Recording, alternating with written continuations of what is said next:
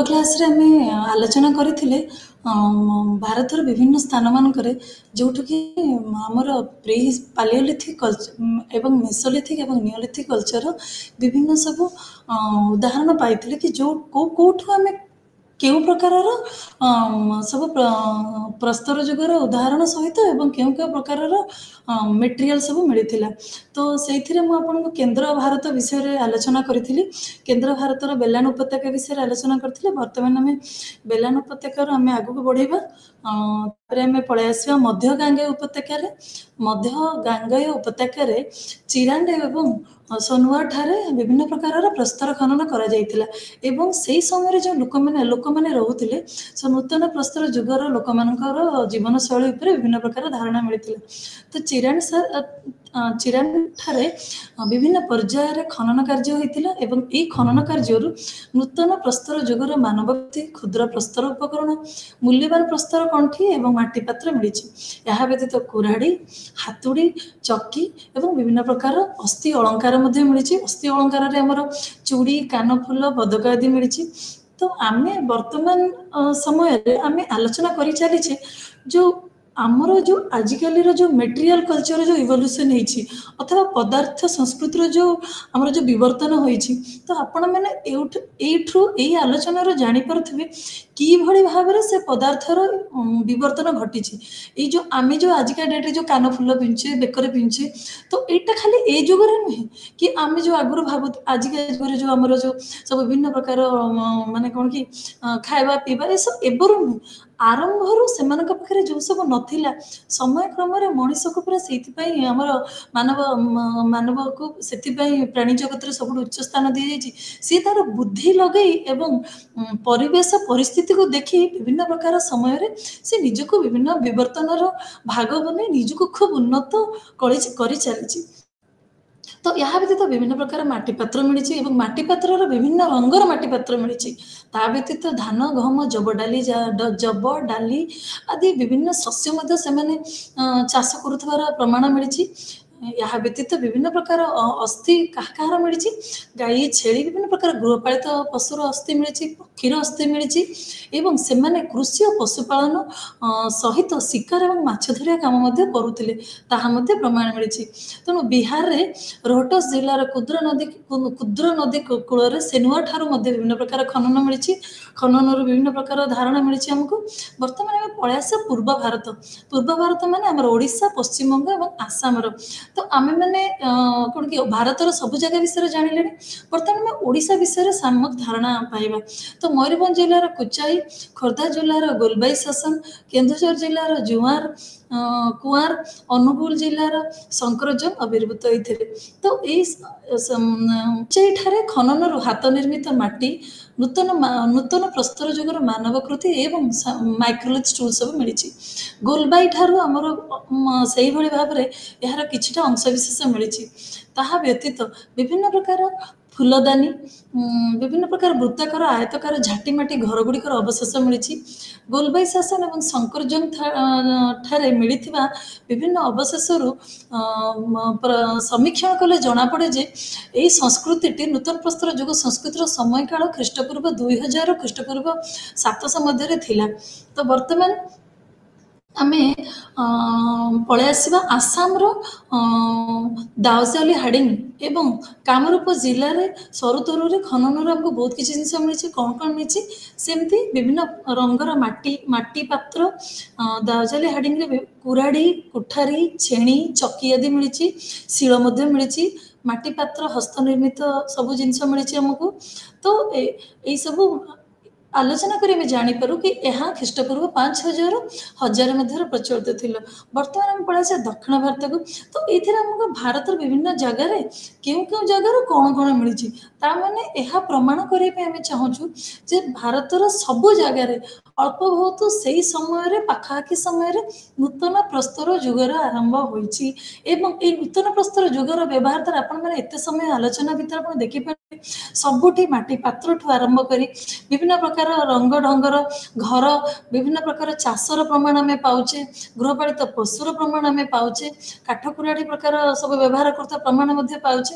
तेणु आमको सबुठी एठी गोटे प्रकार संस्कृति देखा जाउची जदियो जागा अलगा जदियो तार मात्रा टिके कम बेसी होता पारे और जदियो कौटी टिके डेभलप कौटी टिके कम डेभलप हो पारे तो वर्तमान यही संस्कृति को तर्जमा कर से जानिले यह ख्रीष्टपूर्व 5000 ख्रीष्टपूर्व 1000 मध्य प्रचलित थिबा जना जाए दक्षिण भारत में वर्तमान प्राय दक्षिण भारत साउथ आमर जोटा तो सेठी कोन भीमा और कावेरी नदी कूल नूतन प्रस्तर जुगर संस्कृतिर अवशेष मिली तो बहु संख्यार कृष्ण और तुंगभद्रा नदी कूल आमको मिली आमर सब अवशेष यह व्यतीत कर्णाटक कुपगुल एवं ब्रह्मगिरी मास्की बुढ़िहाल कड़ेहाल आंध्र प्रदेश उतनूर और पल्लभय तमिलनाडु पेयमपल्ली सब मिली तो ये जो विभिन्न प्रकार आमर मिली भौतिक अवशेष मिली आलोचना कर जना पड़ी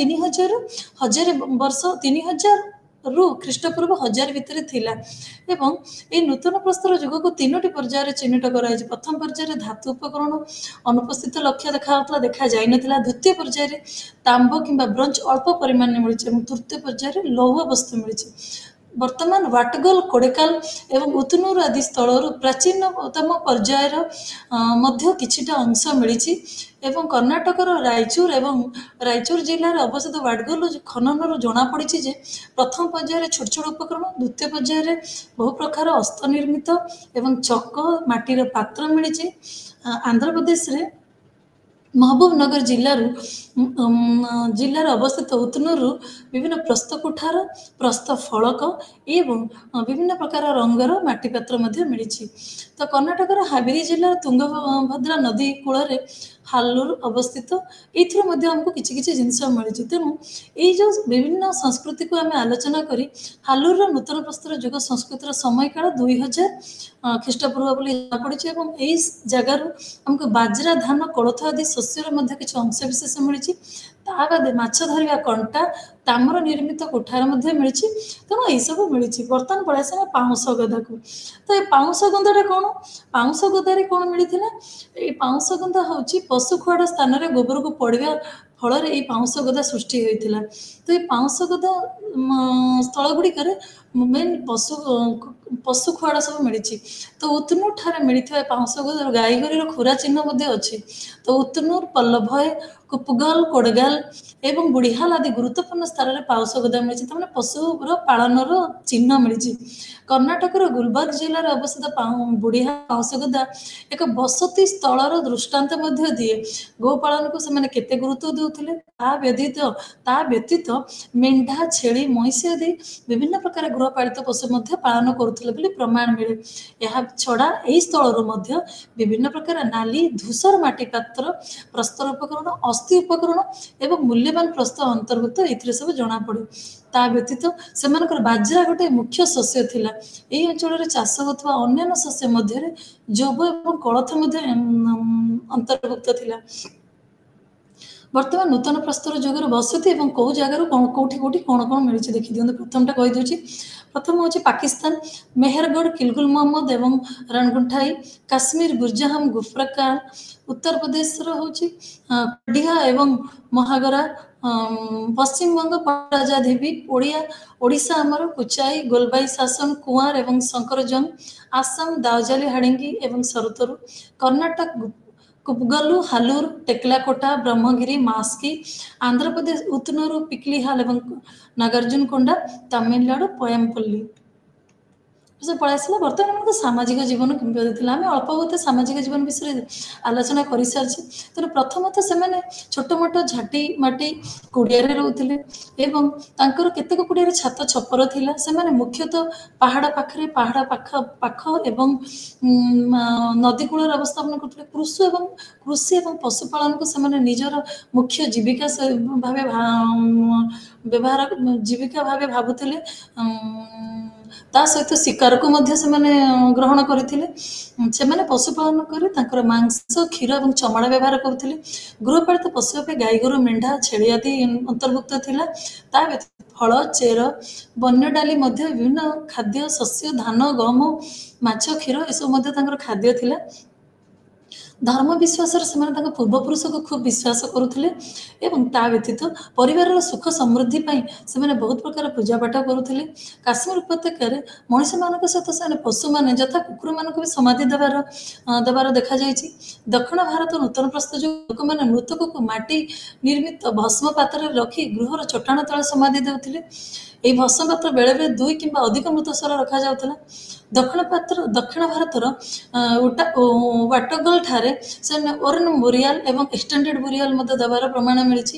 ତ ଏଇଟା ହେଉଛି ତାଙ୍କର ସାମାଜିକ ଜୀବନ, ଧର୍ମ ବିଶ୍ୱାସ ଏବଂ ସେଇ ଯୁଗର ଗୁରୁତ୍ୱ କ'ଣ ଥିଲା କି ଭାରତୀୟ ଉପମହାଦେଶରେ ଏଇ ଯୁଗର ଆରମ୍ଭ ଖ୍ରୀଷ୍ଟପୂର୍ବ 7000 ବେଳକୁ ହୋଇଥିଲା। ଏଇ ଯୁଗର ବୈଶିଷ୍ଟ୍ୟ ଥିଲା ସ୍ଥାୟୀ ଗ୍ରାମ୍ୟ ଜୀବନ ଯାପନ, ଗୃହପାଳିତ ପଶୁପାଳନ ସେମାନେ କରୁଥିଲେ। ତାହା ବ୍ୟତୀତ ମାଟି ପାତ୍ର ନିର୍ମାଣ ଯେଉଁଟାକି ସବୁଥିରେ ହେଇ ଚାଲିଛି, ନୌକାର ନିର୍ମାଣ, ବୟନ ବା ହସ୍ତଶିଳ୍ପ ର ପ୍ରାଧାନ୍ୟତା ବଢ଼ି ଚାଲିଲା। ତେଣୁ ଅଧିକାଂଶ ଏଇ ଯୁଗରେ ମୁଖ୍ୟତଃ ଆମେ କହିବୁ ଗୋଟେ ସ୍ଥାୟୀ ଜୀବନଯାପନ ପାଇଁ ସେମାନେ ଗୋଟେ ମୂଳ ଦୁଆ ଦେଲେ। ବର୍ତ୍ତମାନ ଆମେ ଆସିବା ତାମ୍ର ପ୍ରସ୍ତର ଯୁଗର ବସତି ଅଥବା ଚାଲକୋଲିଥିକ ସେଟଲମେଣ୍ଟ।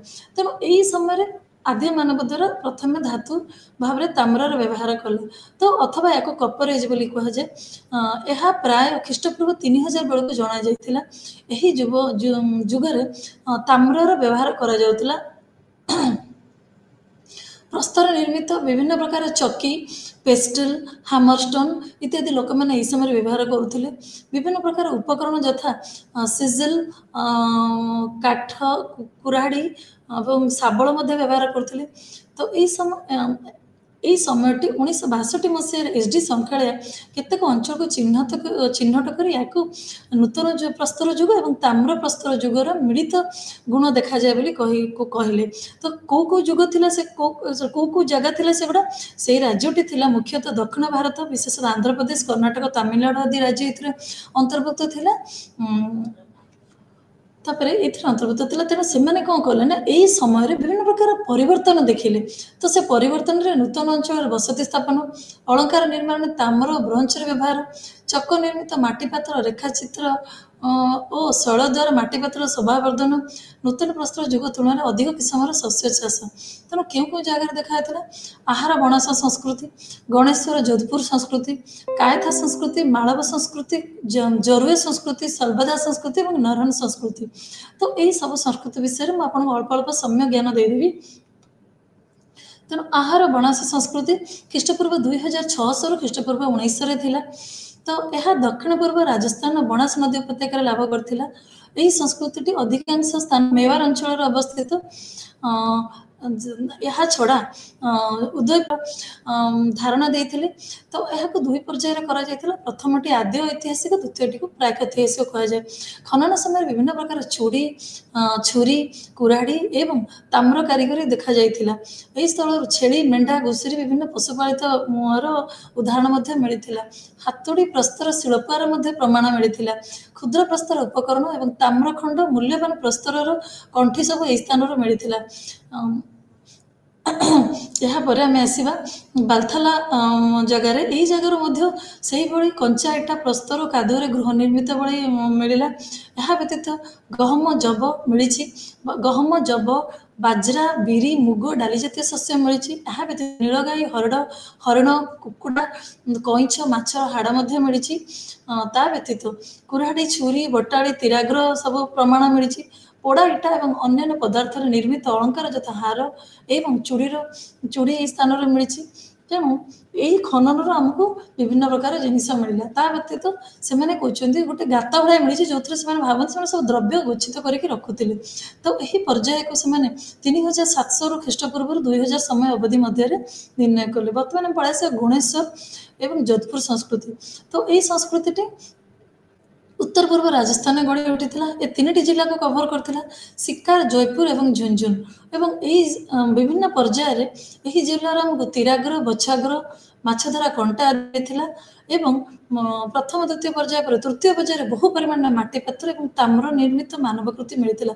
ସବୁ ସ୍ଥାନର ଖନନ ପର୍ଯ୍ୟାୟଟା ଗୋଟେ ଦିନରେ ଗୋଟେ ସମୟରେ ହୁଏନି, ତାକୁ ଧୀରେ ଧୀରେ ଗୋଟେ ଫେଜ୍ 2 ଫେଜ୍ 3 ଫେଜ୍ରେ ଖନନ କରି ବିଭିନ୍ନ ପ୍ରକାର ଜିନିଷ ପାଇ ଆମେ ତାକୁ ଆଲୋଚନା କରୁ। ଗଣେଶ୍ୱର ଯୋଧପୁର ସଂସ୍କୃତିର ଚକ ନିର୍ମିତ ମାଟି ପାତ୍ର ଓ ଆଦ୍ୟ ହରପ୍ପା ପର୍ଯ୍ୟାୟର ମାଟି ପାତ୍ର ମଧ୍ୟରେ ବହୁ ମାତ୍ରାରେ ସମାନ ଥିଲା ବୋଲି ଜଣାପଡ଼ୁଥିଲା। ବର୍ତ୍ତମାନ ଆମେ ପଳେଇ ଆସିବା କେନ୍ଦ୍ର ଭାରତ ସେଣ୍ଟ୍ରାଲ ଇଣ୍ଡିଆରେ। କାୟଥା ସଂସ୍କୃତି ଖ୍ରୀଷ୍ଟପୂର୍ବ 2000 ଖ୍ରୀଷ୍ଟପୂର୍ବ 1800 ଭିତରେ ମିଳିଥିଲା। କାୟସ୍ଥ ସଂସ୍କୃତି ଚମ୍ବଲ, ନର୍ମଦା, ବେଟୱା ଆଦି ନଦୀ ପ୍ରବାହିତ କେନ୍ଦ୍ର ଭାରତ ମାଳବ ଅଞ୍ଚଳ ତାମ୍ର ପ୍ରସ୍ତର ଯୁଗର ଲୋକମାନଙ୍କର ଏକ ମୁଖ୍ୟ ବାସକ୍ଷେତ୍ର ଥିଲା। ତ ଏଇଥିରେ କାୟସ୍ଥ ସଂସ୍କୃତି ଗଢ଼ି ଉଠିଥିଲା। ଏଇ ସଂସ୍କୃତିର ମଧ୍ୟପ୍ରଦେଶର ଉଜ୍ଜୟିନୀ ଜିଲ୍ଲାରେ ଛୋଟିକାଳି ସିନ୍ଧୁ ନଦୀର କୂଳରେ କାୟସ୍ଥ ଅବସ୍ଥିତ। ତ କାୟସ୍ଥରେ ମିଳିଥିବା ବିଭିନ୍ନ ସଂସ୍କୃତି ଗୁଡ଼ିକ ଥିଲା କାୟଥା ସଂସ୍କୃତି, ଆହାର ସଂସ୍କୃତି ଏବଂ ମାଳବ ସଂସ୍କୃତି। ତ ବିଭିନ୍ନ ପର୍ଯ୍ୟାୟରେ ଆମେ ବିଭିନ୍ନ ପ୍ରକାର ଡେଟିଂ ବ୍ୟବହାର କରି ଏହାର କାଳ ବି ଆମେ ଜାଣିଥିଲୁ। ତେଣୁ ଏମାନେ ଯେଉଁ ଘର ତିଆରି କରୁଥିଲେ ତାପ ଲେପ କରୁଥିଲେ, ଯେଉଁଥିପାଇଁ କି କାଫି ଷ୍ଟ୍ରଙ୍ଗ ଏବଂ ସେଇଥିରେ ବାଇଗଣୀ ରଙ୍ଗରେ ଚିତ୍ରିତ ଥିଲା। এই ପାତ୍ର ଗୁଡ଼ିକ ମଧ୍ୟରେ ବିଭିନ୍ନ ଖୋଦିତ ପାତ୍ର ଏବଂ ଗୋଲ ଆକାରରେ କଳସ ମଧ୍ୟ ଥିଲା।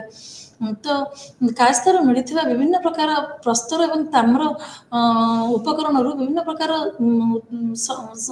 ଧାରଣା ଆସେ, କିନ୍ତୁ ତାମ୍ର ତୁଳନାରେ ପ୍ରସ୍ତର ନିର୍ମିତ ମାନବକୃତି ବହୁ ସଂଖ୍ୟାରେ ମିଳିଛି ଏବଂ ମିଳିଥିବା ବିଭିନ୍ନ ଚୁଡ଼ି ମଧ୍ୟରେ ମାନବକୃତି ମଧ୍ୟରେ 2ଟି ତାମ୍ର ଖଣ୍ଡା ଏବଂ ତାମ୍ର ଚୁଡ଼ି ମିଳିଛି। ତେଣୁ ଖନନରୁ ମଧ୍ୟ ଏହା ଜଣାପଡ଼ିଛି ମାଟି ଚଟାଣ ଥିବା ମାଟି କୁଡ଼ିଆରେ ସେମାନେ ବାସ କରୁଥିଲେ। ଏହା ବ୍ୟତୀତ ଗହମ ଓ ଯବ ମଧ୍ୟ ବାସ କରୁଥିଲେ।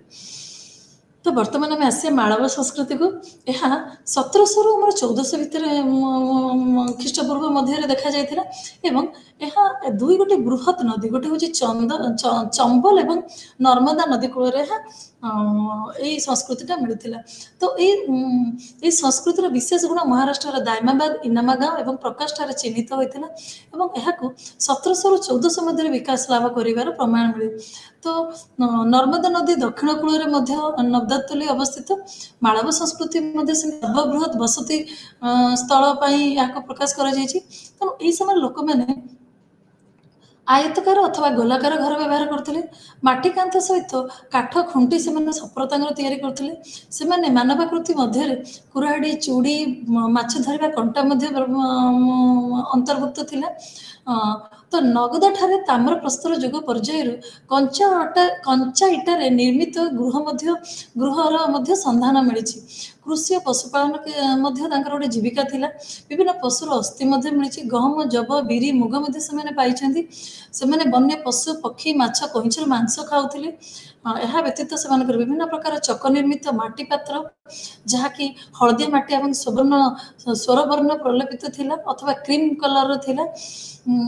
ଏହା ବ୍ୟତୀତ ବିଭିନ୍ନ ପଶୁର କ୍ଷୁଦ୍ର ମୂର୍ତ୍ତି ମଧ୍ୟ ମିଳିଛି ଏବଂ ବିଭିନ୍ନ ନାରୀ ମୂର୍ତ୍ତି ମଦର ଗଡେଜ୍ ହିସାବରେ ମଧ୍ୟ ମୂର୍ତ୍ତି ମିଳିଛି, ଯେଉଁଥିରେ ପ୍ରମାଣ ମିଳେ କି ସେମାନେ ସେମାନଙ୍କୁ ପୂଜା କରୁଥିଲେ ବୋଲି। ତ ଏଇ ଜାଗାରେ ଯଜ୍ଞ ଗର୍ତ୍ତ ମଧ୍ୟ ମିଳିଛି, ଯେଉଁଟାକୁ କି ସେମାନେ ଅଗ୍ନିରେ ଉପାସନା କରିବାର ସୂଚନା ମିଳେ। ତାପରେ ଜରୁଆ ସଂସ୍କୃତି, ଯେଉଁଟାକି 1400ରୁ 700 ଭିତରେ ଖ୍ରୀଷ୍ଟପୂର୍ବର ଭିତରେ। ତ ଅହମ୍ମଦାବାଦ ଜିଲ୍ଲାର ଜରୁଏ, ନଭାସା, ଦାଇମାବାଦ ଏବଂ ପୁନେ ଜିଲ୍ଲାର ଚନ୍ଦୋଲି, ସନଗାଓ, ଇନାମଗାଁ ତଥା ଧୁରେ ଜିଲ୍ଲାର ପ୍ରକାଶ ଏହି ସଂସ୍କୃତିର ଗୁରୁତ୍ୱପୂର୍ଣ୍ଣ ସ୍ଥଳ ଥିଲା। ତ ଏହାର ମଧ୍ୟ ସମୟ ସୀମା ସବୁ ଅଲଗା ଅଲଗା ଅଛି ଏବଂ ଯଦି ଆମେ ଇନ୍ ଜେନେରାଲ ଏମାନଙ୍କର କ୍ୟାରେକ୍ଟର ଦେଖିବା ତ ଏମାନଙ୍କର ସବୁ ଘରେ 2ଟି ଅଗ୍ନିକୁଣ୍ଡ ଥିଲା, ଗୋଟିଏ ଗୃହ ଏବଂ ଅନ୍ୟଟି ଅଗଣା ଥିଲା। ସବୁ ଅଗଣା ଥିଲା। ସେମାନଙ୍କ ବିଭିନ୍ନ କର୍ମଗୋଷ୍ଠୀର ଲୋକ ଥିଲେ, ଯେମିତି କୁମ୍ଭାର, ବଣିଆ, କାରିଗର ଥିଲେ। ଆୟତାକାର ଗୃହ ଗୁଡ଼ିକ ସ୍ଥାନରେ କ୍ଷୁଦ୍ର ଗୋଲାକାର କୁଡ଼ିଆ ଦେଖିବା ପାଇଁ ମିଳିଛି। ସେମାନେ କୃଷି, ଶିକାର ଏବଂ ମାଛ ଧରିବାର ମଧ୍ୟ ପ୍ରମାଣ ମିଳିଥିଲା। କୃଷି ଉପକରଣ ଯଥା ଅସ୍ଥି ନିର୍ମିତ ଲଙ୍ଗଳ ଫାଳ ଏବଂ ହରିଣ ଶୃଙ୍ଗରେ ବିଭିନ୍ନ ପ୍ରତିଭା ଯନ୍ତ୍ର ସେମାନେ ବ୍ୟବହାର କରୁଥିଲେ। ସେମାନେ ଯବ, ଗହମ, ଧାନ, ଡାଲି ଜାତୀୟ ଶସ୍ୟ ଏବଂ କୋଳଥ ମଧ୍ୟ ବ୍ୟବହାର କରୁଥିଲେ। ତ ଏଇସବୁ ଏହା ବ୍ୟତୀତ ଇନାମ ଗାଁରେ ମଧ୍ୟ ସେଇଭଳି ସବୁ ଜିନିଷ ମିଳିଛି, ଯେଉଁଥିରେ କି ଇନାମ ଗାଁରେ ଆମକୁ ଟିକେ ଜିଓମେଟ୍ରିକ ଡିଜାଇନର ସବୁ ମିଳିଛି ଏବଂ ଆମକୁ ପୋଟେରୀ କିଲ୍ନ ମଧ୍ୟ ମିଳିଛି। ଇନାମ ଗାଁ ନେଭାସା ଠାରେ ଆମକୁ ଏକ୍ସଟେଣ୍ଡେଡ ବୁରିଆଲର ମିଳିଛି। ତ ଏଇଥିରେ ଏଇ ଯେଉଁ ଇନାମ ଗାଁ ନେଭେସାର ଗୋଟେ ତାଙ୍କର ସମାଧି ପ୍ରଥା ଟିକେ ଅଲଗା ଥିଲା, ଯେଉଁଟାକି ଏଇ 2 ଜଣଙ୍କର ସମାନ ମାତ୍ରାରେ पदार्थ व्यवहार करथिले खाइबा थिला गृहपालित पशु थिला रहिबा घर थिला तांकर वृत्ति थिला कि एठी टिके अलगा अछि से इनाम गांव एवं नेभेसा रे एवं परवर्ती जरुए रे जो सब समाधि मिलता से प्रमाण मिले जे वयस्क लोक से उत्तर दक्षिण दिग करी विस्तीर्ण अवस्था रे देउथिले शिशु मान कलश भितर भरिक से समाधि देउथिले तो मृतक को एमती कि घर चट्टाण कि आंगण तले पोतिकी देउथिले एवं मृत व्यक्ति सहित दिया जाता समाधि द्रव्य मध्य माटी पात्र खाद्य एवं पानी अंतर्भुक्त थिला दामेबार खोली व्यवहार करा जाय बहु समाधि विस्तीर्ण समाधि और कलश समाधि प्रमाण मिली एवं बहुत इनाम गाँव नेवेसा सेक दि जाइए सेक दि न जाइए अनेक क्षुद्र नारी मूर्ति मिली तो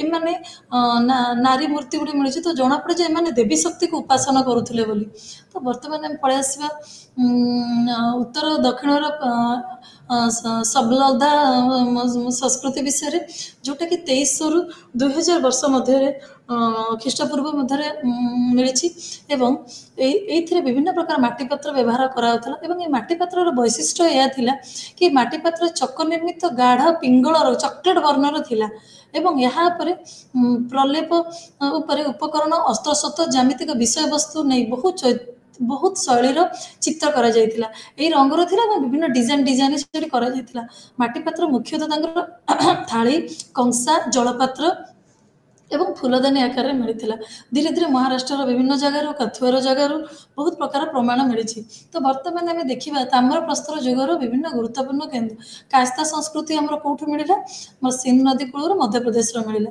बणा संस्कृति आमर दक्षिण पूर्व राजस्थान में आहार गिलुंड एवं बाल्थाई केन्द्र मालव संस्कृति आमर मध्य भारत में गढ़ी उठला एरा नब्दातुली यार गुरुत्वपूर्ण केन्द्र थिला यही समस्त स्थल मध्य प्रदेश अवस्थित थिला जरुई संस्कृति आमर पश्चिम महाराष्ट्र विकास लाभ कला एवं सबलदा संस्कृति आमर महाराष्ट्र धुले जिले विकास लाभ कला प्रमुख स्थल थिला सबलदा और कावेथे बर्तमान आम पलैस मध्य गांगेय उपत्यका तो मध्य गांगेय उपत्यका कौन कौन आमर आसला यही अंचल गुरुत्वपूर्ण बसति गुड़िक मध्य उत्तर प्रदेश नरहन और खैराढ़ बिहार सिरान एंड सेनुआर तो ये उत्तर प्रदेश जो जगह मिलला नरहन संस्कृति यही संस्कृति आमको विभिन्न प्रकार प्रस्तर चुली अस्थि पोड़ामाटा निर्मित वस्तु से भाई आमको शिकार कर प्रमाण मिलला तो से गाई पशु गृहपालित पशुर आमको प्रमाण मिलला तो नरहन रे भी से भाई विभिन्न प्रकार ब्लैक एंड रेड वायर माटीपात्र मिलला यह व्यतीत ब्लैक स्लिप्ड वायर भी माटीपात्र मिलला एवं एथिर विभिन्न कौन ताम्र प्रविधि विज्ञान एमाने टिके पारंगम थिबा बोली हमको धारणा मिलला एवं यही संस्कृतिर अस्तित्व ख्रीष्टपूर्व 700 वर्ष पूर्वे थिबार प्रमाण मिली बर्तमान पूर्व भारत को हम पढ़ाई आसवा तो पूर्व भारत में पश्चिम बंग ताम्र प्रस्तर जुगर बसति स्थल गुड़िक मुख्यतः दामोदर उपत्यका और अजय उपत्यका मिली तो यही समय कौन है मूल्यवान प्रस्तर कंठी पोड़ामाटर खुर्द मूर्ति एवं चुली मिली सो ओडिशार खोर्धा जिलार चिलिका ह्रद पाखे अवस्थित गोलबाई शासन ठारू आमको ताम्र प्रस्तर जुगर संस्कृतिर प्रमाण मिली तो गोलबाई ठारे आमको विभिन्न पर्यायक्रम मिली संस्कृति विभिन्न पर्यायक्रम आमको ताम्र प्रस्तर जुग अवशेष मिली तो ये संस्कृति पर्याय प्रस्तर अस्थि और ताम्र उपकरण तथा मृण्मय द्रव्य समूह मिली तो विभिन्न प्रकार खाद्यर अवशेष जेपरिक धान कोलथर अवशेष प्रमाण दूची कुठार कुठारिका और किसी प्रस्तर प्रमाण मिली हाथी दांतर पदक और पोड़ामाटीर ताकुड़ी चकी मिली यह व्यतीत फिका लाल माटीपात्र एवं लाल माटीपात्र ताम्र प्रगलन चूलार मिली उभय हाथ निर्मित चक निर्मित माटीपात्र मिली तो यही सब मिली अवशेष जना पड़े यही संस्कृति ख्रीष्टपूर्व 2000 रु 1500 मध्य जना पड़े तो बर्तमान एमनकर जीविका निर्वाह पंथा कौन कौन थी जोटा कि आम आगु आलोचना कर सारी कृषि पशुपालन शिकार करवा माछ धरवा विभिन्न प्रकार जीविका पालन थिला यह व्यतीत से मुग धान मुग बिरी डाली गहम विभिन्न खाद्य शस्य से करुले तो यार गुरुत्व से आमर आम संस्कृति यार गुरुत्व यह धीरे धीरे मनुष्य सभ्यता को गोटे उन्नत धरण में पहुँचाई देला तो पतन यार कारण बहुत गुड़े अच्छी କିନ୍ତୁ କାୟଥା, ଆହାର, ବାଲଥାଲ, ପ୍ରକାଶ ଏବଂ ନାଭାସା ଆଦି ସ୍ଥଳ ଖନନ ଜଣାପଡ଼ିଛି ସ୍ଥାନଗୁଡ଼ିକରେ ଦ୍ୱିତୀୟ ପର୍ଯ୍ୟାୟ ବସତି ସ୍ଥାପନ ପୂର୍ବରୁ ଅନେକ ଶତାବ୍ଦୀ ଧରି ସ୍ଥାନଗୁଡ଼ା ବାସଶୂନ୍ୟ ଥିଲା, କିନ୍ତୁ କେଉଁ କାରଣରୁ ବାସଶୂନ୍ୟ ଥିଲା ତାହାର କିଛି ପ୍ରମାଣ ମିଳିନି। ତେଣୁ ଇଏ ଥିଲା ଆମର ବିଭିନ୍ନ ବିଭିନ୍ନ ପ୍ରାଚୀନ ସଭ୍ୟତାର ବିଭିନ୍ନ ସମୟର ଆମର ବିଭିନ୍ନ ପ୍ରକାର ପ୍ରସ୍ତର ଉପକରଣ, ପ୍ରସ୍ତରର ପ୍ରକାରଭେଦ, ପାତ୍ରର ପ୍ରକାରଭେଦ, ସଂସ୍କୃତିର ଗୁରୁତ୍ୱ ଏବଂ ତାଙ୍କର କୃଷି ପାଳନ, ଖାଦ୍ୟ ପାଳନ, ଦୈନନ୍ଦିନ ଜୀବନ ବିଷୟରେ, ଜୀବିକା ବିଷୟରେ ଆମକୁ ଖୁବ୍ ମିଳିଲା। ବର୍ତ୍ତମାନ ଖୁବ୍ ସମ୍ୟକରେ ଆପଣମାନଙ୍କୁ ମୁଁ ହରପ୍ପା ଏବଂ ମହେଞ୍ଜୋଦାର ସଭ୍ୟତା ବିଷୟରେ କହିବି, କାହିଁକି ନା ଆମର ଏଇ ଯେଉଁ ପ୍ରାଗୈତିହାସିକ ନୃତତ୍ୱ ଏହା ବିନା ଅଧୁରା। କାହିଁକିନା ଯେତେ ସଭ୍ୟତା ହେଇ ଚାଲିଲା, ପ୍ରସ୍ତର ଦେଖିଲେ ଆପଣ, ପୁରାତନ ପ୍ରସ୍ତର, ନୂତନ ପ୍ରସ୍ତର, ବର୍ତ୍ତମାନ ତାପରେ ଆପଣ ଦେଖିଲେ ଆଉ ଟିକେ ନୂତନ ପ୍ରସ୍ତର, ତାପରେ ଆପଣ ଦେଖିଲେ ତାମ୍ର ଯୁଗ, ବର୍ତ୍ତମାନ ଏଇଟା ଯେଉଁ ବ୍ରୋଞ୍ଜ ଯୁଗ ବୋଲି ୟାକୁ କୁହାଯାଏ। ଏବଂ ଏଇ ସଭ୍ୟତାଟି ଖୁବ୍ ଡେଭଲପ୍ ଏବଂ ଆମେ ୟାକୁ ଆମର ଗୋଟେ ଆଇଡଲ୍ ବୋଲି ବି ଭାବୁ। ତ ହରପ୍ପା ଏବଂ ମହେଞ୍ଜୋଦାର ସଭ୍ୟତାର କିଛି ମାତ୍ର ସୁରାକ ମିଳିଲା, ହେଉଛି ଖ୍ରୀଷ୍ଟପୂର୍ବ 3013 ପର୍ଯ୍ୟନ୍ତ ଏହାର ସତ୍ତା ମିଳିଥିଲା। କାହାର ସତ୍ତା ମିଳିଥିଲା? କହୁଛନ୍ତି କି ଭାରତ ମାନବ ସଭ୍ୟତାର ଏକ ପ୍ରାଚୀନ କେନ୍ଦ୍ର ଏବଂ ଏହି ସଭ୍ୟତାରେ ପ୍ରାଚୀନ ମିଶର, ମେସୋପଟାମିଆ ଏବଂ ଚୀନ ସଭ୍ୟତା ସମୟର ବୋଲି ଜଣାପଡ଼ିଲା। ତ ଏହି ସଭ୍ୟତା 3013 ପର୍ଯ୍ୟନ୍ତ ଏହାର ସତ୍ତା ଖ୍ରୀଷ୍ଟପୂର୍ବରେ ଥିଲା ଏବଂ ଖ୍ରୀଷ୍ଟପୂର୍ବ 2700ରୁ ଖ୍ରୀଷ୍ଟପୂର୍ବ 1900 ପର୍ଯ୍ୟନ୍ତ ପୂର୍ଣ୍ଣ ବିକଶିତ ହେଲା। ଏହା ମୁଖ୍ୟତଃ ସିନ୍ଧୁ ଏବଂ ପ୍ରାଚୀନ ସରସ୍ୱତୀ ନଦୀ ପାଖରୁ ବାହାରିଥିବାରୁ ଏହାକୁ ଚିହ୍ନିତ କରାଯାଉଥିଲା। ବିଭିନ୍ନ ଖନନରୁ ଏହାପରେ ବିଭିନ୍ନ ଧାରଣା ମିଳେ। ତେଣୁ ସିନ୍ଧୁ ଉପତ୍ୟକାରେ ଅବସ୍ଥିତ ହରପ୍ପା ଓ ମହେଞ୍ଜୋଦାର ଠାରେ ମିଳିଥିବା ଏହାକୁ ସିନ୍ଧୁ ଉପତ୍ୟକା ସଭ୍ୟତା ବୋଲି କୁହାଯାଏ। ଏହାକୁ ଜନ୍ ମାର୍ଶାଲ ପ୍ରଥମେ ଦେଇଥିଲେ 1921ରେ ଏବଂ ଏହା ମଧ୍ୟ ହରପ୍ପା ସଂସ୍କୃତି ନାମରେ ପରିଚିତ। ଏହି ସଭ୍ୟତା ତାମ୍ରପ୍ରସ୍ତର ଯୁଗର ସମୟ ବୋଲି ବିଚାର କରାଯାଏ ଏବଂ ତାମ୍ରପ୍ରସ୍ତର ଯୁଗ ଏକ ପର୍ଯ୍ୟାୟ ଯେଉଁ ସମୟରେ ପ୍ରସ୍ତର ସହିତ ତାମ୍ର ନିର୍ମିତ ଉପକରଣ ଓ ବାସନ ମଧ୍ୟ ବ୍ୟବହାର କରାଯାଉଥିଲା। ତ ଏହି ସଂସ୍କୃତିକୁ ଆମେ ଆଦ୍ୟ ସଂସ୍କୃତି, ଆଦ୍ୟ ଇତିହାସ ବୋଲି ମଧ୍ୟ ବିଚାର କରାଯାଏ, କାରଣ ଏହି ସମୟରେ ଲିପି ମୋହର ଗୁଡ଼ିକ ଦେଖିବା ପାଇଁ ମିଳେ। ହେଲେ ଏସବୁ ପଢ଼ା ଯାଉଥିଲା କି ନା ସେସବୁର କିଛି ପ୍ରମାଣ ମିଳୁନି। ମାଟି ପାତ୍ର ମଧ୍ୟ ବ୍ୟବହାର କରୁଥିଲେ, ଯେଉଁଥିରେ କି ସେମାନେ ମାଳି ତିଆରି ଏବଂ ମାଟି ପାତ୍ର ନିର୍ମିତ ଏବଂ ଶଙ୍ଖ ଶିଳ୍ପର ପ୍ରମାଣ ମଧ୍ୟ ମିଳୁଥିଲା। ତେଣୁ ସେମାନେ ତାଙ୍କର ଜଳ ସଂଗ୍ରହ କରିବା ପାଇଁ ବିଭିନ୍ନ ପ୍ରକାର ଏବଂ ଏକ ନାଳର ବ୍ୟବସ୍ଥା ମଧ୍ୟ କରିଥିଲେ। ସୌଧ ଓ ନାଳ ନିର୍ମାଣରେ ପଥରର ବ୍ୟବହାର ବୈଶିଷ୍ଟ୍ୟ, ଯାହା ଧୋଲାବିରା ଏବଂ ଅନ୍ୟ ବସତି ମଧ୍ୟରେ ପ୍ରଭେଦକୁ ଚିହ୍ନାଉଥିଲା। ତେଣୁ ବର୍ତ୍ତମାନ ପଳେଇ ଆସିବା କାଲିବଙ୍ଗନକୁ। এই କାଲିବଙ୍ଗନରେ ସେମାନେ 1960 ଦଶକରେ ପ୍ରତ୍ନତତ୍ତ୍ୱବିତ୍ ବିବି ଲାଲ ଏବଂ ବିକେ ଥାପର ଏହାକୁ ଖନନ କରିଥିଲେ ଏବଂ ଏଥିରେ ବହୁତ ଗୁଡ଼ା ଖନନ କରି 7 ଗୋଟି ଅଗ୍ନିବେଦୀକୁ ସେମାନେ ପାଇଥିଲେ ଏବଂ ଏଇଥିରେ ସେମାନେ ବିଭିନ୍ନ ଚୁଡ଼ି, ମନୁଷ୍ୟର ଦ୍ରବ୍ୟ ଯେମିତି ହାତୀ ଦାନ୍ତର ପାନିଆ ଏବଂ ସ୍ତମ୍ଭାକାର ମୋହର ମଧ୍ୟ ପାଇଛନ୍ତି। ଏହି ଖନନରୁ ସମାଧିସ୍ଥଳ ମଧ୍ୟ ପାଇଛନ୍ତି। ସବୁଠୁ ବଡ଼ ଗୁରୁତ୍ୱପୂର୍ଣ୍ଣ କଥା ହେଉଛି ଏହି ସ୍ଥାନରୁ ଲଙ୍ଗଳରେ ଜମି କର୍ଷଣ ଓ ତାମ୍ର ବ୍ୟବହାରର ମଧ୍ୟ ପ୍ରମାଣ ମିଳୁଛି। ଏଇଟା ହେଉଛି ବହୁତ ବଡ଼ ଜିନିଷ ଗୋଟେ। ତାପରେ ଆମେ ଲୋଥାଲକୁ ପଳେଇ ଆସିବା। ତ ଲୋଥାଲରେ ମଧ୍ୟ ସେଇଭଳି ବହୁତ ବଡ଼ ବଡ଼ ଅଟ୍ଟାଳିକା ମିଳିଲା ଏବଂ ଡକୟାର୍ଡ ପୋତାଶ୍ରୟ ମଧ୍ୟ ମିଳିଛି ଏବଂ ଏମାନେ ଏହି ସ୍ଥାନରୁ ପାରସ୍ୟ ଉପସାଗର ମୋହର ମିଳିଥିବାର ଜଣାପଡ଼ିଛି ଏବଂ ଏହା ସାମୁଦ୍ରିକ ବାଣିଜ୍ୟରେ ଜଡ଼ିତ ଥିବାର ଜଣାପଡ଼ିଲା। ବର୍ତ୍ତମାନ ପଳେଇ ଆସିବା ବନବାଲି। ଏଥିରେ କି ଟେରାକୋଟା ମଡେଲ ପ୍ଲାଉ ମାନେ ଚାଷ କରାଯାଉଥିଲା। ବର୍ତ୍ତମାନ କ୍ଷୁଦ୍ର ବସତିରେ ଆମେ ପଳେଇ ଆସିବା ଚନ୍ହୁଦାର। ତ ଏଇ ଚନ୍ହୁଦାରରେ ଆମେ ଏଇଟା ହେଉଛି ପାକିସ୍ତାନର ସିନ୍ଧୁ ପ୍ରଦେଶରେ ଏଇଟା ଅଛି ଏବଂ ଏଥିରେ ମୋହର ତିଆରି ଏବଂ କଣ୍ଠି ତିଆରିର ବିଭିନ୍ନ ପ୍ରକାର ଜିନିଷ ବ୍ୟବହାର କରାଯାଏ।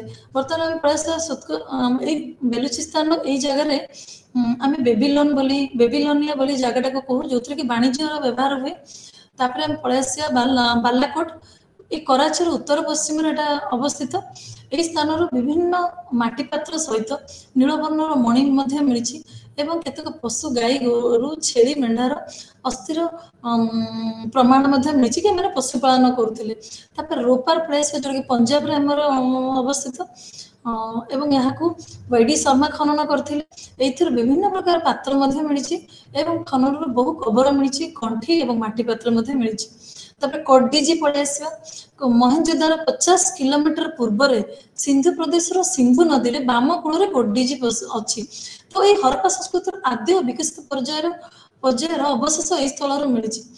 तेणु आद्य हरप्पा पर्यायर एक दुर्ग और निम्न हरप्पार निम्न सहर को नहीं बसति गठित होइथिला। प्रस्तर और पंचायतरे निर्मित प्राचीर चिन्हित करा जायछि। एही स्थानर विभिन्न प्रकार खोले आमे क्षुद्र मूर्ति चूड़ी कंठी एवं विभिन्न प्रकार माटीपात्र पाइछि। सुरकोटड़ा यह गुजरात रे अछि। एटा भी एठी भी दुईटी अंचल जो दुर्ग और निम्न सहर को नहीं गठित एवं एथि घोड़ार हाड़ मध्ये मिलिछि। तापरे टाउन प्लानिंग आम बर्तमान देखा हरप्पा माने केमिति टाउन प्लानिंग खूब कम समय में आपको टाउन प्लानिंग टा बुझेबी कम कम करना। तो टाउन प्लानिंग टा आम ऑलरेडी बहुत डिस्कशन कर सारे हरप्पा सभ्यता भितर टाउन प्लानिंग टा खूब डिफरेंट थिला एवं से माने दुई भाग में करथिले। गोटे होची सहर को दुर्ग और निम्न सहर को नहीं गठित थिला। बसती पश्चिम पाखरे एक उच्च स्थान रे दुर्ग करथिले जोटा कि सर्वसाधारण विराट बड़े घर थिला एवं सुरक्षित अंचल भाव या कह जाता जोटा कि शासक पूजक रोते एवं पूर्व भाग गोटे निम्न सहर थिला जोटार कि हरप्पा मोहनजोदड़ो प्राय एका शैली रे तैयारी हेतिला एवं ढोलाबिले थे बसती दुर्ग मध्य सहर और निम्न सहर इत्यादि तीनोटी भाग नहीं गठित थिला। मोहनजोदड़ो हरप्पा और कालीबंगा नदी प्रमुख बसती स्थान खनन दुर्ग प्रवेश स्थान विराट फाटक बड़ गेट बोली अच्छे बोली जना पड़ी। तेणु घर गुड़ा स्ट्रक्चर्ड वे थिला बासगृह सर्वसाधारण गृह एवं सर्वसाधारण स्नानघर थिला एवं महला विशिष्ट घर थिला। काठरे निर्मित गृहर छात समतल थिला एवं काठ चट्टाण एवं आभ्यंतर भितर से बिटुमेन आवरण भाया आस्तरण भाया दौले। निकट में थिबा एक कूपर पुष्परिणी जल जोगाण करा जाउथला एवं व्यवहृत जल निष्कासन दक्षिण पश्चिम पर एक नाला करथिले। तो तांकर ड्रेनेज सिस्टम बहुत भल थिला से कह जाए। तो हरप्पा सभ्यतार अनेक बसती स्थल धोलाबिरा खनन एक पुष्करिणी मिली अच्छी। संभवतः से भावती से पुष्करिणी को पानी गुड़ाक सब बाहर कर दौले एवं पानी को सफा करुले। पोताश्रय मिली डकयार्ड मिली।